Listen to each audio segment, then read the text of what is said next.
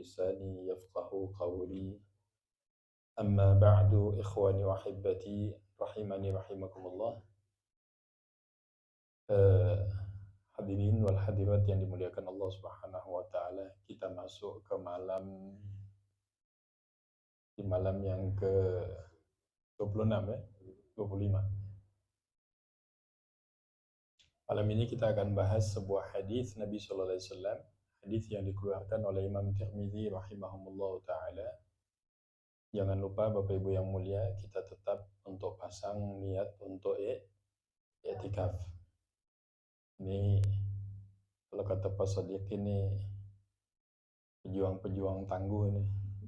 Mudah-mudahan sedikit perjuangan kita meninggalkan rumah keluarga kita ini diterima Allah Subhanahu wa taala, dan fil khitam, detik-detik penutup daripada bulan suci Ramadan ini kita tingkatkan.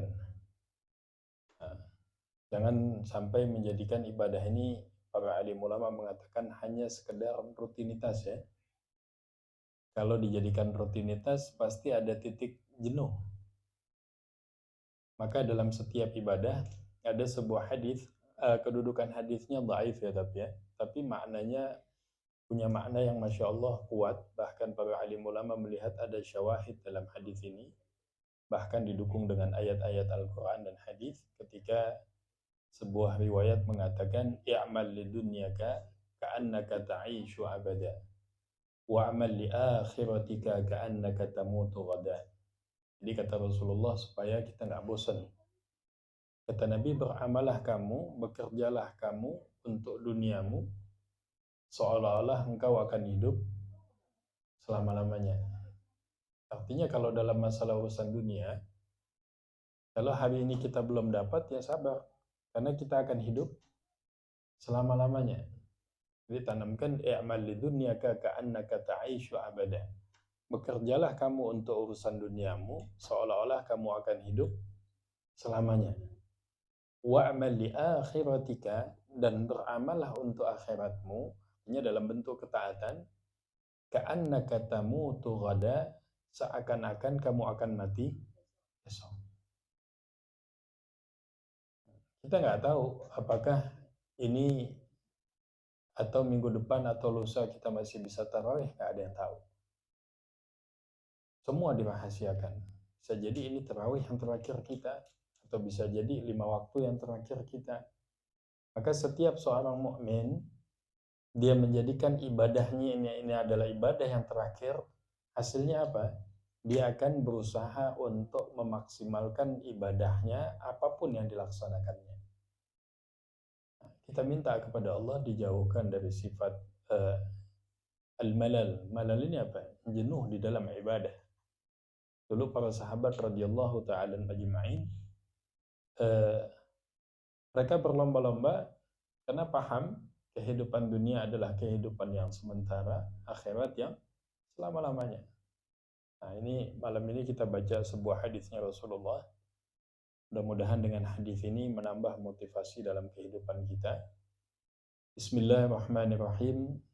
An Anas ibn Malik radhiyallahu ta'ala anhu. Dari Anas radhiyallahu ta'ala anhu qala, beliau berkata, sami'tu Rasulullah sallallahu alaihi wa sahbihi wa baraka wasallam. Aku mendengar Rasulullah sallallahu alaihi wa sahbihi wa baraka wasallam yaqul, beliau bersabda, qala Allah ta'ala. Ya, kalau ada habis Nabi bilang terus qala Allah ta'ala, ini namanya hadis qudsi. Hadis apa? Hadis qudsi. Hadis qudsi itu firman Allah, tapi redaksinya dari Nabi. Bedanya hadis qudsi dengan kalam Allah. Kalau kalam Allah baik redaksinya, semuanya berasal dari Allah Subhanahu wa ta'ala.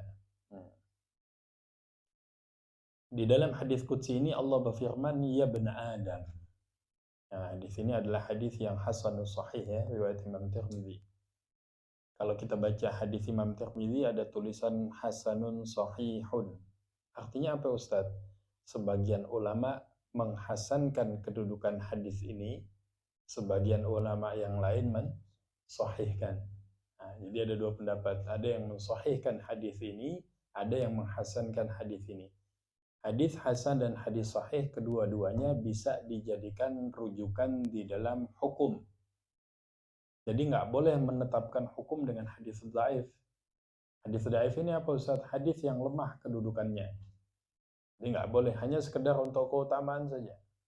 Nah, kadang ciri hadis dhaif ini apa? Amalannya sedikit, pahalanya banyak. Nah, tapi bukan dijadikan rujukan hukum, hanya sekedar motivasi untuk meningkatkan amal.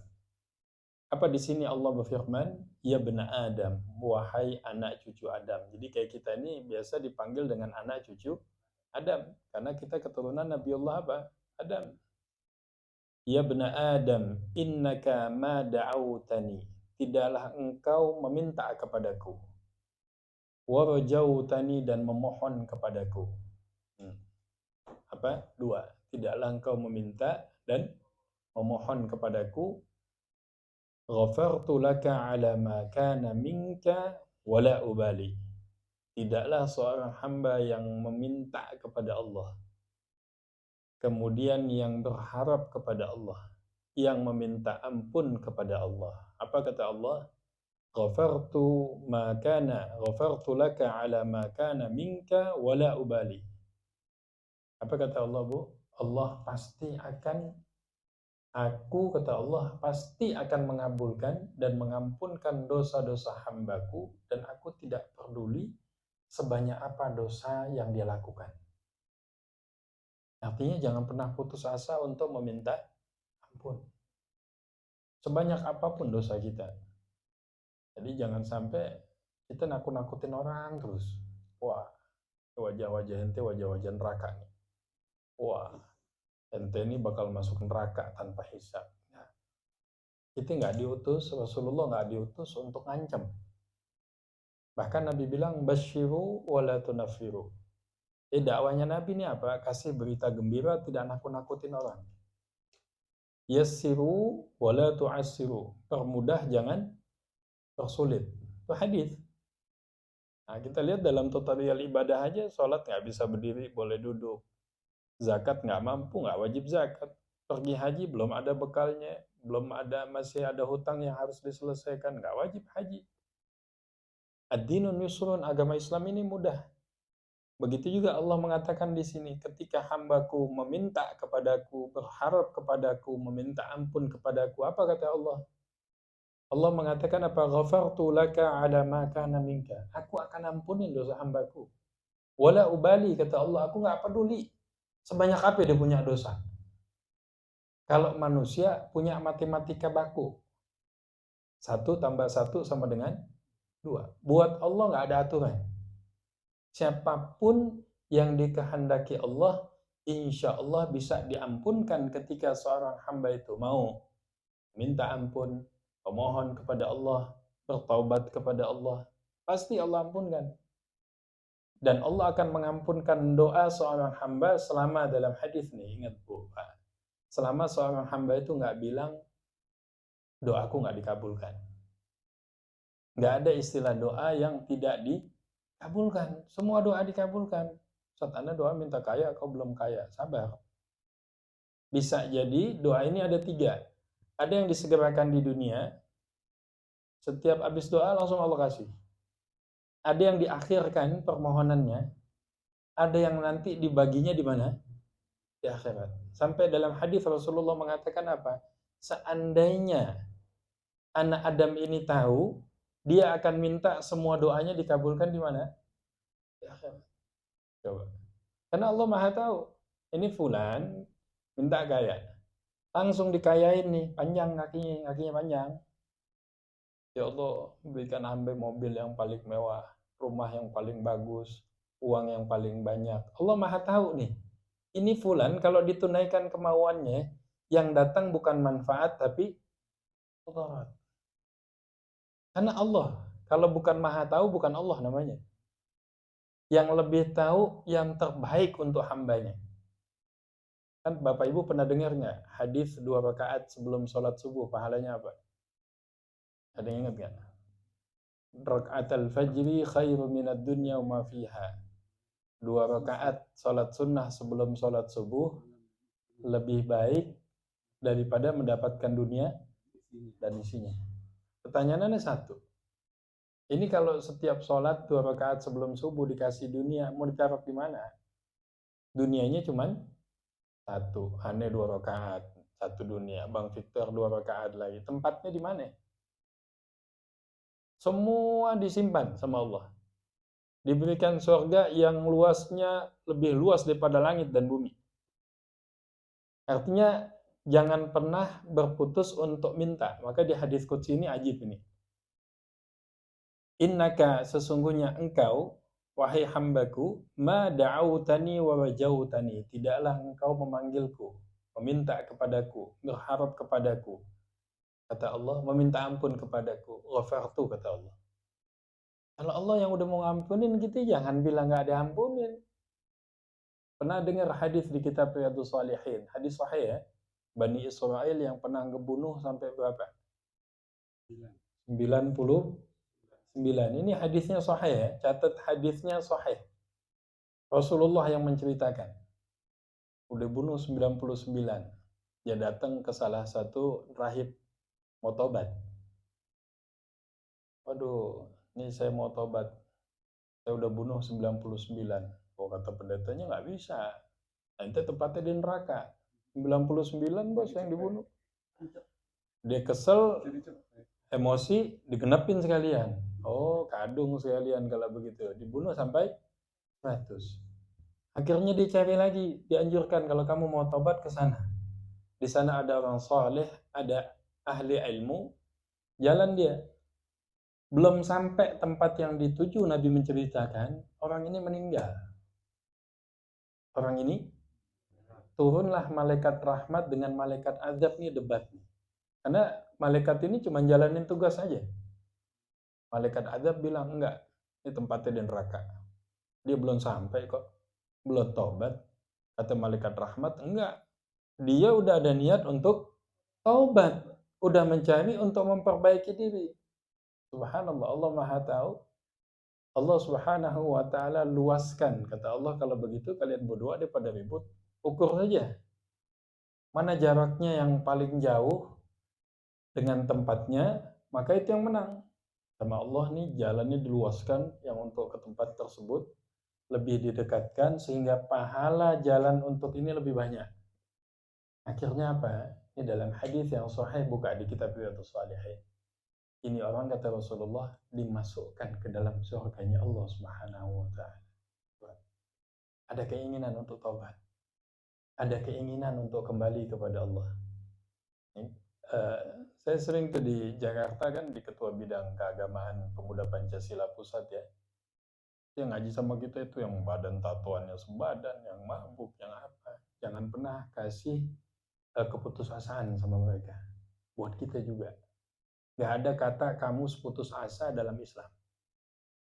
Dalam Islam tidak ada kamus putus asa. Ustaz, Anda salah. Anda bikin maksiat lagi. Taubat lagi. Anda salah. Taubat lagi. Sampai kapan? Sampai ente jenuh. Gak ada. Terus. Allah senang. Sampai disebutkan dalam Al-Quran, Innallaha yuhibbut tawwabin. Kalau tawab, yang pernah ngaji ilmu nahu, ini sirat mubalaghah. Allah tuh bukan hanya cinta sama orang yang bertaubat. Allah suka sama orang yang hobinya bertobat. Ada orang suka makan, masih suka. Ini orang hobinya makan. Allah itu cinta sama orang yang hobinya setiap salah bertobat. Nah, syaitan ini ngebisikin, udah ternyata tobat maksiat lagi. Mendingan gak usah tobat sekalian. Nah, syaitan sukses. Tapi setiap salah minta ampun. Setiap salah minta ampun. Setiap salah minta ampun, Allah pasti akan ampunkan. Wala tayasu min rahmatillah. Jangan pernah putus asa dari rahmat Allah. Tapi Allah bilang di sini, wala ubali. Aku nggak peduli, kata Allah. Sebanyak apa dosa hambaku, kalau dia minta ampun, dia mohon, dia munajat, dia nangis, aku ampunin. Coba. Terus yang kedua, ya bena Adam. Ini subhanallah. Apa kata Allah dalam hadis qudsi? Lau balaghat dunubuka ananas sama. Kata Allah, seandainya ente punya dosa, kata Allah, sampai langit. Ini anak-anak sama dari bumi sampai langit dosanya penuh semua. Anda nggak yakin ada orang seperti itu? Tsumma astaghfartani, kemudian engkau minta ampun kepadaku. Maka istighfar ini jangan sembarangan istighfar ya. Artinya astaghfirullah di sini, ya Allah saya memohon ampun kepadamu. Jadi mohon, minta. Apa kata Allah? Ghafartu laka wala ubali. Pasti aku akan ampunkan dan aku nggak akan peduli. Ya bani Adam, wahai anak cucu Adam, innaka law ataitani biqurabil ardi khataya. Wahai anak cucu Adam, seandainya engkau membawa dosa sepenuh bumi, kata Allah. Tsumma laqitani, tapi engkau bertemu denganku dengan syaratnya, ada syaratnya. La tusyriku bi syai'a, tidak menyekutukan Allah. Walaupun ada pelaku maksiat, tobat diampunin. Yang Allah nggak ampunkan dalam Islam kalau sampai syirik. Meyakini ada yang kuat selain Allah, sampai datang ke sana, datang ke sini, sampai bikin sesembahan yang lain. Ini jangan. Kalau ninggalin melakukan maksiat dosa besar, tapi kalau syirik nggak ada ampunnya. Menanamkan tauhid di hati, ada yang kuat selain Allah. Ada yang maha kaya selain Allah, ini syirik. Kita makan nih, hati-hati nih. Kita jangan punya keyakinan makanan bisa mengenyangkan. Yang mengenyangkan siapa? Allah. Makanan cuma sebab saja. Berobat ke rumah sakit. Harus tanamkan keyakinan. Yang menyembuhkan bukan dokter, tapi siapa? Buktinya dokter juga apa? Dokter juga sakit. Emang kalau dokter tahu-tahu kagak sakit? Bosat, anak seumur hidup nggak pernah sakit. Karena anak dokter enggak. Dokter juga sakit gigi juga, flu juga, migran juga, kanker juga. Tuh nggak kanker tuh. Hah? Kantong kering katanya. Jantungan juga. Ada nggak dokter jantungan? Ada. Tapi bilang dokter nggak ada jantungan, tanya yang kerja di rumah sakit. Ada nggak dokter jantungan? Oh, lagi sehat. Kadang yang lagi olahraga, sehat-sehatnya, bayangin atlet, bukan sekali baru olahraga, jantungan. Nah, ini kita harus tanamkan. Ketika seorang hamba datang kepadaku, kata Allah, membawa dosa sepenuh bumi. Biqurabil ardi khataya. Tapi dia mendatangiku dengan syarat dia tidak menyekutukan sesuatu denganku. La'ataituka biqurabihal maghfiratan, aku akan balas dengan sepenuh bumi ampunanku, kata Allah Subhanahu wa taala. Kita hidup nih kalau pakai manhaj yang punya sifat optimis, hidup itu indah aja. Ya Allah. Jangan pernah sangka buruk ya. Ya Allah, kayak saya mau Ustaz, dapat emperannya surga juga alhamdulillah. Kenapa jadi pesimis gini sih? Cium baunya wanginya udah cukup dah Ustaz. Enggak. Sampai Nabi bilang kalau minta surga jangan minta yang bawah. Minta apa surga? Firdausul a'la.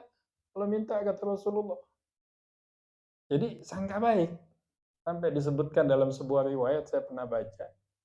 Nanti di padang mahsyar, di jembatan Shiratal Mustaqim, ada orang yang langsung nyelonong masuk surga. Ini dijelaskan dalam beberapa riwayat ya. Sama malaikat Ridwan ditanya, kamu bukan di sini tempatnya? Oh enggak, saya sangka baik sama Allah, emang saya tempatnya di sini di surga. Fatabas sama Allah tersenyum, kata Allah, sudah, asbab sangka baiknya masukkan ke dalam surga. Hidup ini indah. Ada orang sangka baik, Ustaz, insya Allah, ini masalah insya Allah jadi mudah. Dimudahkan sama Allah. Ada sangka buruk terus. Ustaz, kayak anak mau Ustaz, hidup mah susah, Ustaz. Hidup susah. Nanti juga miskin, utang nggak bakal kebayar, berantakan semuanya. Jadinya begitu. Lihat. Ana inda dhanni abdi bi, kata Allah. Orang kalau selalu sangka buruk jadinya buruk. Tapi kunci kehidupan apa? Selalu sangka baik sama Allah. Nggak ada yang sulit. Kalau Allah mudahkan. Innama amruhu idza arada syai'an ay yaqula lahu kun fayakun. Jadi jangan ngandalkan kekuatan diri. Sama kita orang tua nih, saya juga ngerasain, saya juga punya 6 orang anak laki-laki ya. Kita ngerasain, jangan pernah ngerasa kita yang ngedidik anak. Lemah kita. Tapi kita harus yakin yang mendidik, yang bikin baik anak kita, yang ngasih ilmu anak kita siapa? Allah. Insya Allah gampang. insya Allah mudah. Insya Allah anak kita dididik. Insya Allah tauhidnya dijaga. Insya Allah imannya dijaga. Insya Allah ketaatannya dibentuk. Udah, sangka baik. Asbab sangka baiknya kedua orang tua, insya Allah satu saat, nggak sekarang tuh anak kedepannya jadi baik. Asbab prasangka baik. Karena bukan kita. Kita jangankan mau perbaiki orang lain. Kita mau perbaiki diri kita aja sulit tanpa pertolongan Allah. Maka ada istilah ungkapan yang diajarkan Rasulullah, la haula wala quwwata illa billah. Apa sih artinya la haula wala quwwata illa billah? Ini aneh ingetin lagi. Tidak ada kemampuan untuk meninggalkan maksiat. Tidak ada kemampuan untuk taat. La haula bitarkil ma'siyah la ta'ata fit ta'ah. Tidak ada la quwwata, tidak ada kekuatan untuk mentaati Allah melainkan pertolongan dari Allah. Apa kata Allah? Dia tidak menyekutukan, aku akan ganti dengan ampunanku yang besarnya sepenuh bumi.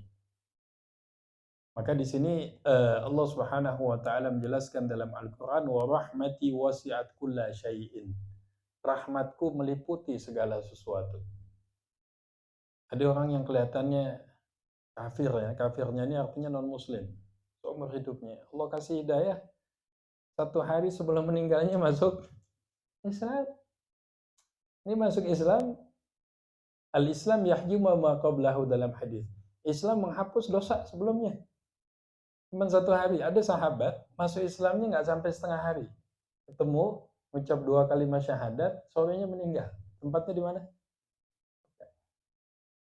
Yang dalam ketaatan jangan sombong. Ada orang taat disebutkan dalam hadis sampai antara dia dengan surga cuma sejengkal. Tapi di ujung endingnya ngamalin amalan ahli neraka, wa iyadzubillah, dia maksiat, wa iyadzubillah, melakukan hal-hal yang tidak diridhai Allah, tempatnya ujungnya di dalam neraka. Nah, di sini hadis ini menjelaskan kepada kita minta. Sama kayak orang cari Lailatul Qadar. Bagaimana dapat Lailatul Qadar kalau tidak mencari? Biasanya yang mendapatkan sesuatu kalau sudah apa? Mencari. Ustaz, Anda nggak dapat Lailatul Qadar. Ya antum nggak cari. Jadi nggak merasa kehilangan. Ya kita kan kehilangan kunci nih, kita apa? Kita cari. Nah, baru kita dapat. Jadi mencari dulu baru mendapatkan. Itu yang benar. Ustaz, Anda nggak merasa, ya Anda nggak merasa kehilangan apa segala, nggak mau cari.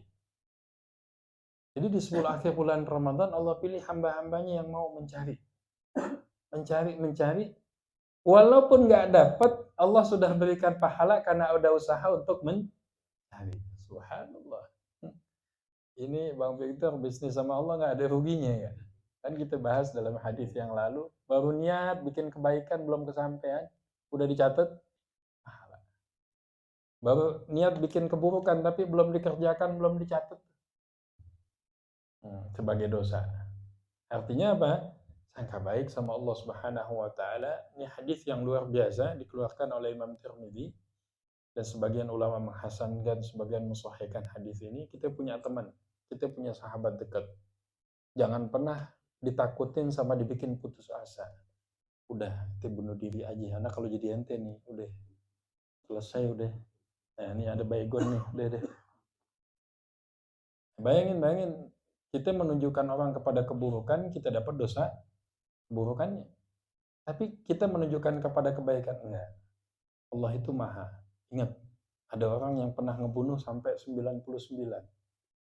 Orang Islam nggak ada yang sampai segitu. Ada nggak orang Islam sesadis-sadisnya tanpa sebab bunuh 99? Nggak ada. Zionis iya. Sampai bulan Ramadan tuh Zionis kerjaannya bantai aja tuh orang Israel, Palestina. Dalam kondisi puasa, mereka berpuasa, lapar. Kadang banyaknya penghafal Al-Quran di Gaza, dibantai terus. Dan kelihatannya mereka umat Islamnya mati. Tapi ingat, wala taqulu liman yuqtalu fi sabilillahi amwat. Kamu jangan kira orang yang mati di jalan Allah mati. Bal ahya, bahkan dialah hakikat orang-orang yang hidup yang di sisi Allah, yurzaqun, diberikan rezeki, dijamin tempatnya di surganya Allah Subhanahu wa taala.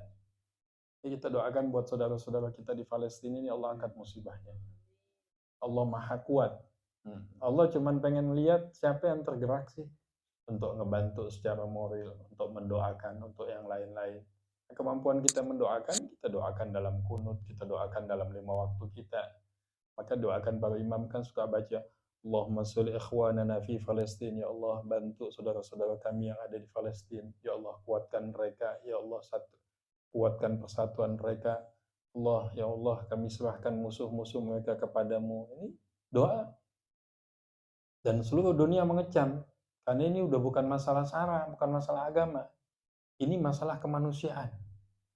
Dalam Islam jangankan manusia, binatang saja tanpa hak tidak boleh dia apa? Dibunuh, nggak boleh disakitin. Dulu Nabi larang tuh kalau kambing atau sapi distempel besi panas tuh, dilarang dalam Islam tuh. Ditempel besi kan ada yang dilakukan di beberapa negara tuh, ditempel untuk ditandainya tapi dengan dilukai. Ini haram hukumnya. Ya nandain bisa pakai tali, bisa dicat, bisa pakai spidol yang lain-lain. Kenapa harus dilukain seperti itu? Ini Islam mengajarkan binatang aja tanpa sebab nggak boleh disakiti. Sembelih pun benar-benar dia sembelih dengan pisau yang tajam, baca Bismillah, Allahu Akbar, nggak pakai Ar-Rahmanir Rahim karena sifat Rahman dan Rahimnya nggak boleh digunakan untuk hal beginian. Bismillah, Allahu Akbar, kan nggak ada nyembelih pakai Bismillahirrahmanirrahim, nggak. Bismillah, Allahu Akbar.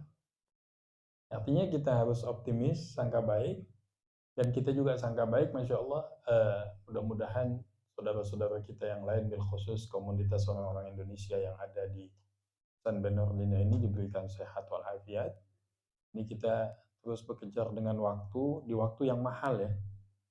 Besok insya Allah Jumat, kemudian Sabtu, Minggu, tinggal beberapa hari lagi tidak terasa. Ramadan yang kita nantikan nih, bulan ampunan, bulan rahmat, atqam minan nar. Diberikan kekuatan bisa ibadah sampai detik ini, mustahil kalau tanpa pertolongan siapa? Allah. Gak ada yang nyangka Pak.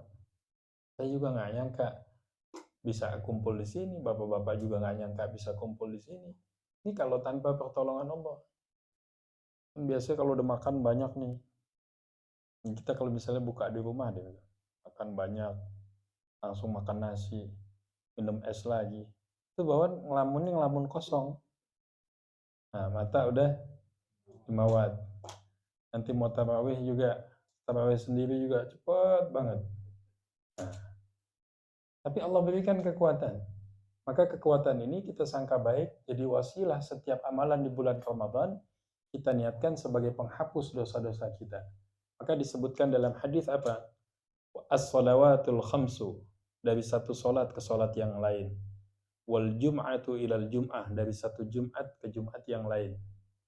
Wa Ramadan ila Ramadana, dari satu puasa di bulan Ramadan ke Ramadan yang lain. Kalau dalam hadis yang lain, minal umrah ilal umrah, dari satu umrah ke umrah yang lain, kafaratun lima bainahunna, akan menjadi penghapus dosa di antara keduanya, idza jutunibatil kabair, selama tidak melakukan dosa-dosa besar. Kenapa? Dosa-dosa besar tidak akan diampunkan kecuali dengan taubatan nasuha. Syarat taubatan nasuha ada 3 kata ulama.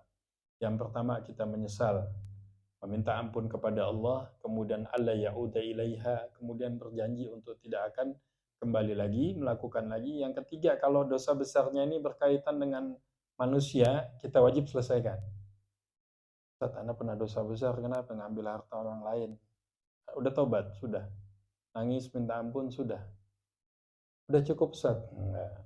Uangnya apa ya? Uangnya pulangin. Jadi kalau disebut taubatan nasuha ini, kalau maling sendal, sendalnya diapain? Pulangin. Ana udah nyesel saat Anda seumur hidup nggak bakal maling sendal lagi.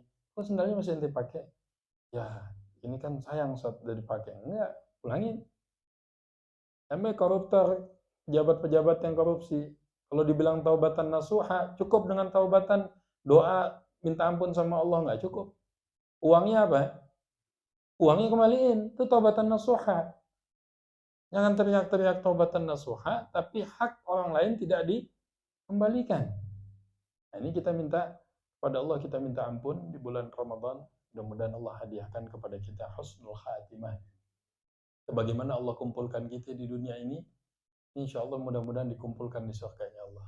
Jadi ada videonya nanti di padang mahsyar, tenang aja. Ngantuk-ngantuk tapi dipaksa ngaji, videonya juga ada. Sebagaimana kebaikan semua ada videonya nih. Ada yang bawa bukaan, ada yang apa, masak, ada yang apa, semua ada kebaikan, ada videonya. Apa dalilnya? La yughadiru saghiratan wala kabiratan illa ahsaha di Quran. Orang dapat catatan kebaikan tangan kanan atau catatan keburukan sampai bingung. Ya Allah, nggak ada satupun yang luput, nggak ada rekamannya. Jadi jangan pernah sepelekan kebaikan, walaupun menyingkirkan duri di jalan, jangan. Semua ada rekamannya. Jangan pernah menyepelekan kebaikan apapun, walaupun bertemu saudara kita dengan wajah yang bisa satu wajah, dengan wajah yang enak dilihat. Itu pun ada videonya. Semua ada rekamannya. Baik yang di tengah ramai ketika sendirian, maka kita minta kepada Allah bisa meninggalkan maksiat ini tidak hanya di depan umum. Ini gampang. Tapi bisa nggak ketika lagi sendirian, lagi nggak ada, cuman kita dengan Allah, ketakwaan ini tetap terjaga. Karena pesannya Rasulullah, bertakwalah kepada Allah dimanapun kalian berada. Ittaqillaha haitsu ma kunta. Mudah-mudahan ada manfaatnya, dan kita doakan keluarga kita yang ada yang sakit juga, mudah-mudahan Allah angkat penyakitnya ya. Jadi jemaah kita juga, Mbak Hanum dengan keluarganya biar sehat, pulih semuanya, dan juga yang lainnya yang kita nggak perlu sebut satu persatu. Mudah-mudahan di bulan Ramadan ini Allah angkat penyakitnya, selepas bulan Ramadan bisa sehat, pulih kembali, dan Allah ketemukan kita insya Allah dengan Ramadan yang berikutnya. Subhanakallahumma bihamdika asyhadu an la ilaha illa anta astaghfiruka wa atubu ilaik. Juga ingatkan besok malam ya, kita ingatkan keluarga, teman-teman yang lain yang punya waktu untuk etikaf bisa diajak untuk tutorial jenazah, pengafanan yang lain-lain. Ini kita akan lakukan insya Allah selepas sholat witir. Nah, ada break dikit lah, baru mulai. Billahi taufiq wal hidayah. Assalamualaikum warahmatullahi wabarakatuh.